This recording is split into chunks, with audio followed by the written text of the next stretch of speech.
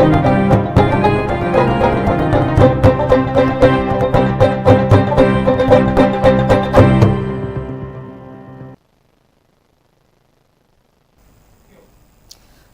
News night prime নিউজে সবাইকে স্বাগত। আমি রয়েছি আপনাদের সাথে, চোখ রাখছি খবরে। ইভিএম মেশিন নিয়ে বিতর্কিত মন্তব্য করার প্রেক্ষিতে মন্ত্রী বিকাশ দেববর্মার বিরুদ্ধে স্বতঃপ্রণোদিত মামলা গ্রহণ করা উচিত বলে নির্বাচন কমিশনের দৃষ্টি আকর্ষণ করেছেন বিরোধী দলনেতা জিতেন্দ্র চৌধুরী। মুঙ্গিয়াকামিতে আয়োজিত প্রচার র্যালিতে বক্তব্য রাখতে গিয়ে 2018 সালের পর থেকে এডিসিতে উন্নয়নের সুইচ অফ হয়ে গেছে বলেও মন্তব্য করেন বিরোধী দলনেতা। আসন্ন স্বশাসিত জেলা পরিষদ অর্থাৎ এডিসি নির্বাচনকে সামনে রেখে মহারানীপুর কেন্দ্রে সিপিআইএম প্রার্থীর সমর্থনে মুঙ্গিয়াকামি বাজার এলাকায় এক বর্ণাঢ্য র্যালি সভা অনুষ্ঠিত হয় মঙ্গলবার। র্যালিতে উপস্থিত ছিলেন সিপিআইএম এর রাজ্য সম্পাদক তথা বিধানসভার বিরোধী দলনেতা জিতেন্দ্র চৌধুরী। পিপরামথাকে ভোট দিলে তা বিজেপিতেই যাবে বলে ইভিএম মেশিন সম্পর্কে বিতর্কিত মন্তব্যের প্রেক্ষিতে নির্বাচন কমিশনকে তাঁর বিরুদ্ধে অবিলম্বে স্বতঃপ্রণোদিত মামলা দায়ের করা উচিত বলে উল্লেখ করেন বিরোধী দলনেতা জিতেন্দ্র চৌধুরী। এই ক্ষেত্রে অবিলম্বে মন্ত্রী বিকাশ দেববর্মাকে এডিসি নির্বাচনের প্রচার থেকে বিরত রাখার দাবিও জানিয়েছে বিরোধী দলনেতা। বললেন যে ভোটটা যেখানেই দেবেন ভোটটা যাবে বিজেপি। আমি তো গতকালই লিখিতভাবে স্টেট ইলেকশন কমিশনের কাছে কমপ্লেন করেছি। তাকে নিয়ম অনুসারে নির্বাচন কমিশন তার বিরুদ্ধে এফআইআর করা উচিত এবং তাকে সমস্ত প্রচার থেকে তাকে বিরত করা উচিত। এটাই নির্বাচনী আইন। আমি জানি না এই স্টেট ইলেকশন কমিশন কী করবে। গতকাল আমি লিখিতভাবে, মৌখিকভাবে না, হোয়াটসঅ্যাপে মন্ত্রী বিকাশ দেববর্মার এই বয়ান আমি পাঠিয়েছি এবং গতকাল লিখিতভাবে কমপ্লেন করেছি। দেখা যাক কী করে এবং তাকে বাকি সমস্ত দিনগুলোতে নির্বাচন থেকে বিরত করা উচিত।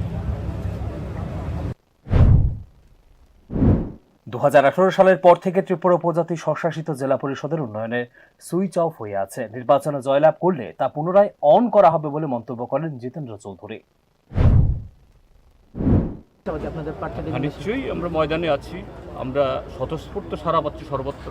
গত 8 বছর সেখানে এই এডিসি এলাকাতেও সমতলের মতো প্রচারের সুযোগই পাইনি আমরা। বাধা আছে বিভিন্ন জায়গাতে, ভয়ভীতি প্রদর্শন প্রলোভন তো আছে।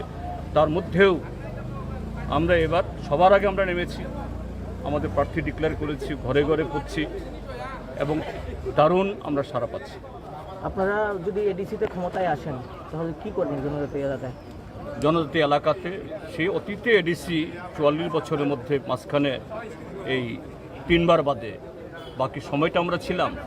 এডিসি এলাকার আজকে যা কিছু উন্নয়ন, রাস্তাঘাট, পানীয় জল, বিদ্যুৎ, স্কুল, ককবরকের বিকাশ, সংস্কৃতির বিকাশ বামফ্রন্টের হাত ধরেই, কিন্তু এগুলো 18-র পর থেকে থেমে গেছে, সুইচ অফ হয়ে গেছে। এই সুইচ আবার অন করব।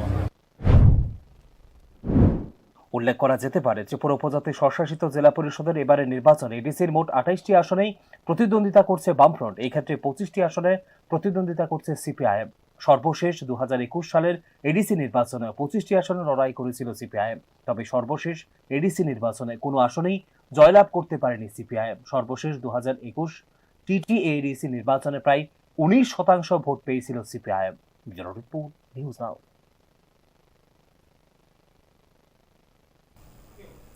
আবারও জাতীয় স্তরে পঞ্চায়েতি রাজ ব্যবস্থাপনায় সাফল্যের স্বাক্ষর রাখল ত্রিপুরা। পঞ্চায়েতি রাজ মন্ত্রকের পঞ্চায়েত সতত বিকাশ পুরস্কার 2025-এর শীর্ষ সম্মান অর্জন করেছে রাজ্যে 3টি পঞ্চায়েত। উন্নয়নের ক্ষেত্রে অগ্রযাত্রা ধারাবাহিক ও দৃঢ়, তা আবারও প্রমাণ করল ত্রিপুরা। পঞ্চায়েতি রাজ মন্ত্রকের পক্ষ থেকে ঘোষিত মর্যাদাপূর্ণ দীনদয়াল উপাধ্যায় ও নানাজি দেশমুখ পঞ্চায়েত সতত বিকাশ পুরস্কার 2025-এ জাতীয় স্তরে উজ্জ্বল সাফল্য অর্জন করেছে রাজ্যের 3টি পঞ্চায়েত।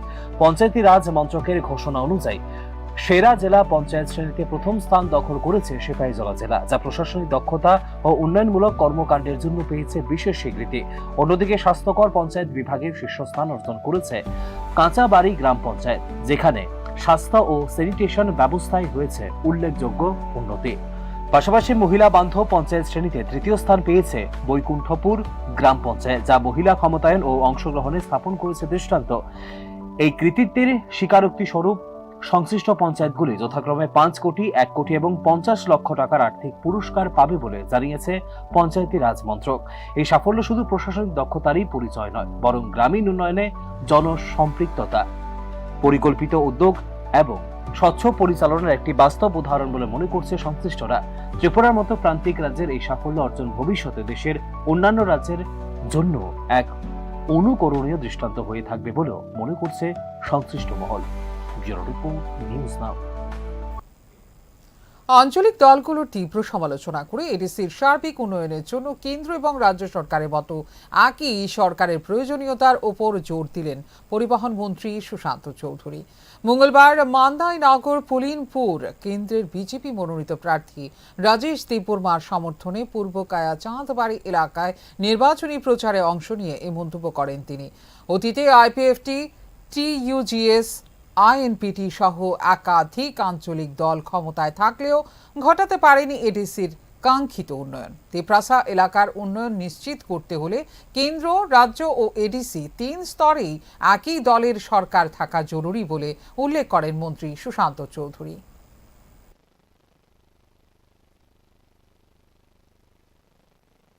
আঞ্চলিক দল আগে অনেক হয়েছে, এখানে যারা আছে তারা জানে না, হয়তো যারা বয়স্ক মানুষ আছে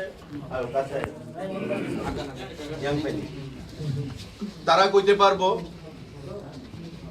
টিওজিএস ছিল, টিএনবি ছিল, আইপিএফটি ছিল, এখনো আছে, আইএনপিটি ছিল, টিএইচপিপি ছিল, তারা কেউ উন্নতি করতে পারছে না। কিন্তু এখন আরেকটা দল আছে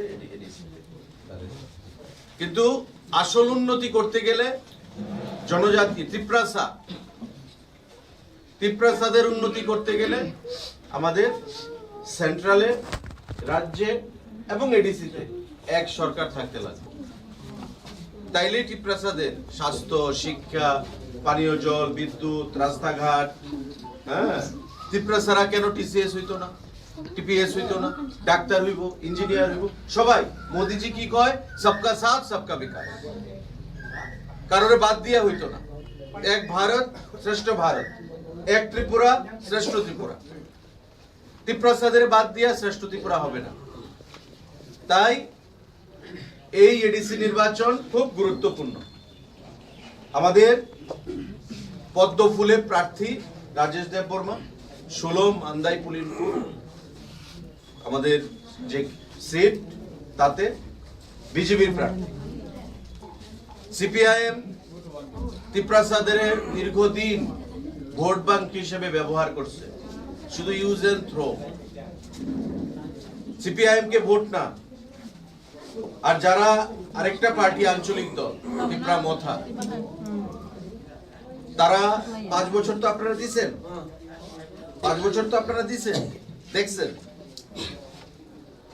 এবার বিজেপি রে দেন।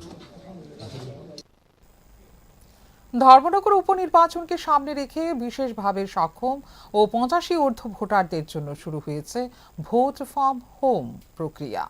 নির্বাচন কমিশনের এই উদ্যোগে বাড়ি বাড়ি গিয়ে নিরাপত্তা ও গোপনীয়তা বজায় রেখে এই ভোট গ্রহণ চলবে 2রা এপ্রিল পর্যন্ত। গণতন্ত্রের উৎসবে সকলের সমান অংশগ্রহণ নিশ্চিত করতে মানবিক ও সময়োপযোগী উদ্যোগ শুরু করল নির্বাচন কমিশন। ধর্মনগর বিধানসভা কেন্দ্রের উপনির্বাচনকে সামনে রেখে মঙ্গলবার থেকে শুরু হয়েছে বিশেষভাবে সক্ষম ও 85 বছর ঊর্ধ্ব প্রবীণ ভোটারদের জন্য ভোট ফ্রম হোম প্রক্রিয়া, যা চলবে আগামী 2রা এপ্রিল পর্যন্ত।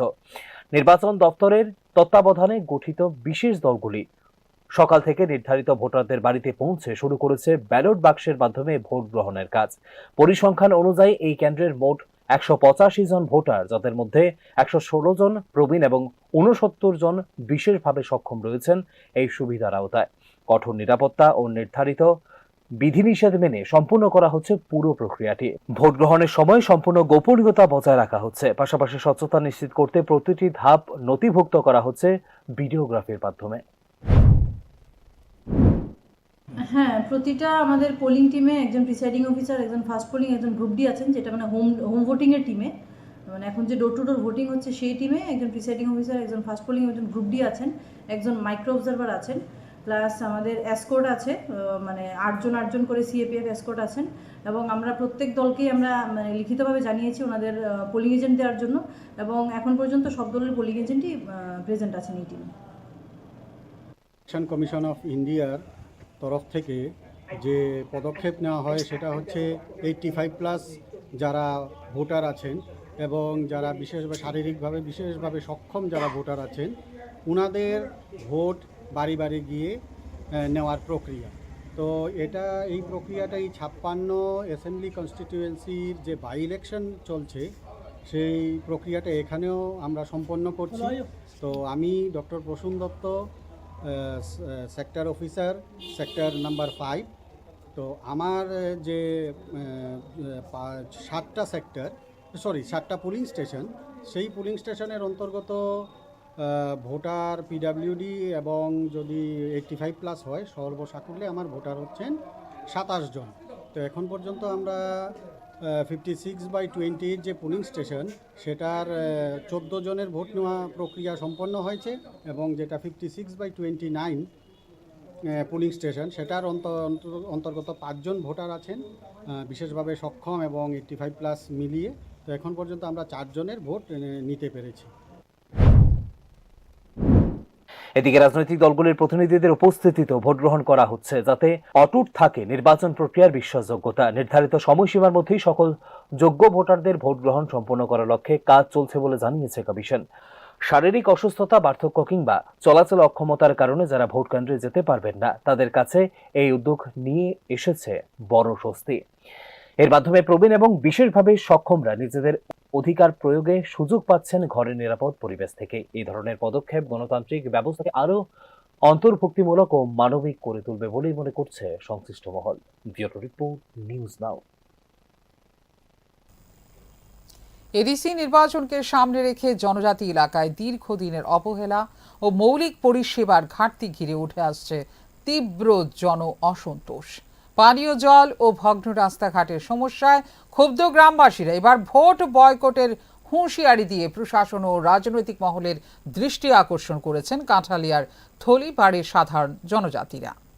ত্রিপুরা উপজাতি স্বশাসিত জেলা পরিষদ নির্বাচন যত ঘনিয়ে আসছে ততই ত্রিপুরার বিভিন্ন প্রান্তে স্পষ্ট হয়ে উঠছে জন অসন্তোষ।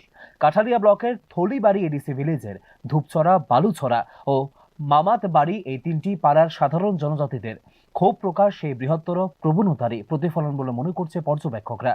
দীর্ঘ 8 থেকে 9 বছর ধরে পানীয় জল ও রাস্তাঘাটের মতো মৌলিক পরিষেবা থেকে বঞ্চিত থাকার কারণে তারা এবার ভোট বয়কটের পথে হাঁটার কথা ভাবছেন বলে সরাসরি জানিয়েছেন এলাকার বাসিন্দারা।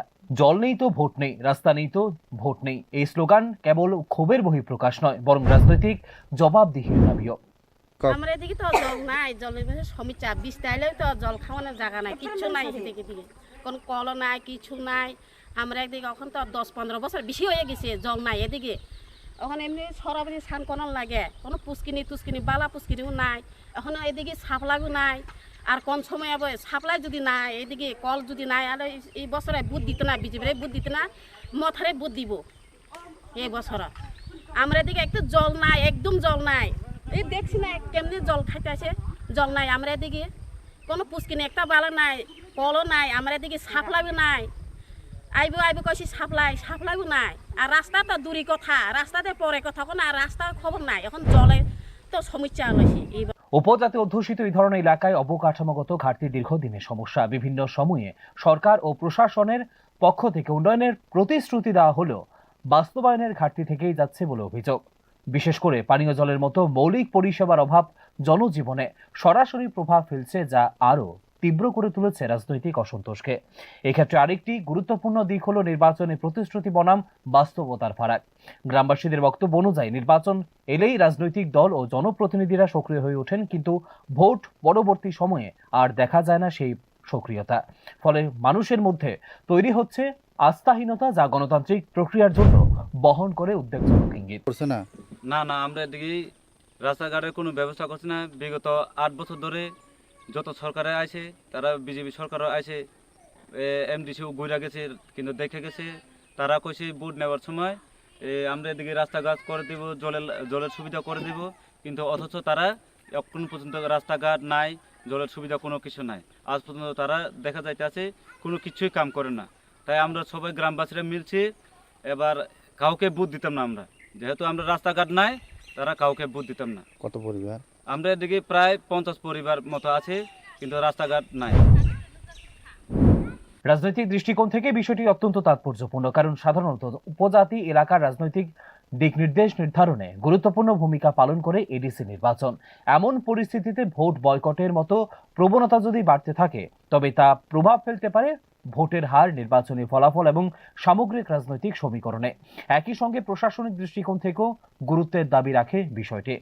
স্থানীয় সমস্যাগুলি দ্রুত সমাধান না হলে আরও বিস্তৃত আকার নিতে পারে ক্ষোভ। বিশেষজ্ঞদের মতে এই ধরনের পরিস্থিতি সরকারের উচিত অবিলম্বে মাঠ পর্যায়ে হস্তক্ষেপ করে সমস্যার নিরসনে কার্যকর উদ্যোগ নেওয়া, যাতে পুনরুদ্ধার করা যায় জন আস্থা।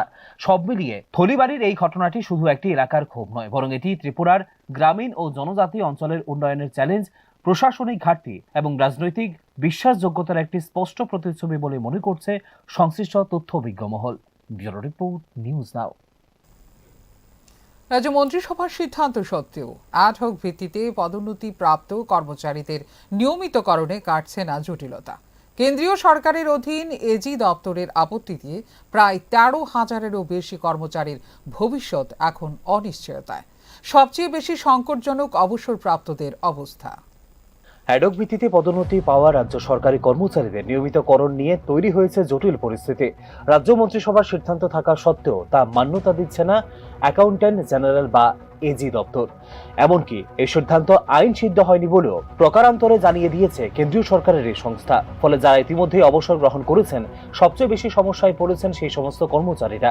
প্রায় 13,082 জন অ্যাডহক পদোন্নতিপ্রাপ্ত কর্মচারীর মধ্যে অবসরের পর পেনশন, গ্র্যাচুইটি সহ অন্যান্য আর্থিক সুবিধা থেকে বঞ্চিত হচ্ছেন অনেকে। 2018 সালের আগে বামফ্রন্ট আমলে চাকরি ও পদোন্নতিতে সংরক্ষণ সংক্রান্ত এক মামলাকে ঘিরে শুরু হয় পুরো জটিলতা। সেই মামলা হাইকোর্ট পেরিয়ে সুপ্রিম কোর্টে গড়ায় এবং যুক্ত হয় অন্যান্য রাজ্যের অনুরূপ মামলার সঙ্গে।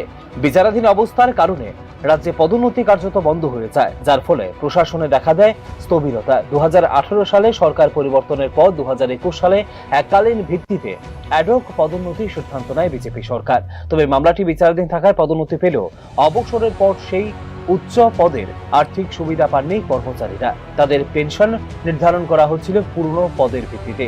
পরবর্তীতে এই জটিলতা দূর করতে অ্যাডহক পদোন্নতি প্রাপ্তদের নিয়মিত করার সিদ্ধান্ত নেয় রাজ্য মন্ত্রিসভা। হাইকোর্টের প্রাক্তন বিচারপতি অরিন্দম লোধের নেতৃত্বে গঠিত কমিটির সুপারিশের ভিত্তিতে নেওয়া হয় এই সিদ্ধান্ত।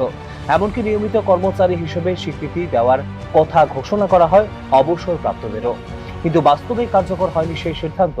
গত 1 বছর অবসর নেওয়া কর্মচারীদের পেনশন সংক্রান্ত ফাইল ফেরত পাঠানো হচ্ছে এজি দপ্তর থেকে।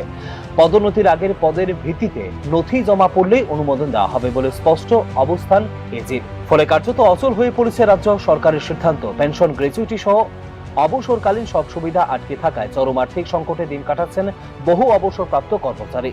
এর সঙ্গে যুক্ত হয়েছে মানসিক চাপও। সব মিলিয়ে প্রশাসনিক ও আইনি জটিলতার মাঝে এখন অনিশ্চয়তার মুখে রাজ্যের হাজার হাজার কর্মচারীর ভবিষ্যৎ। Bureau report, news now.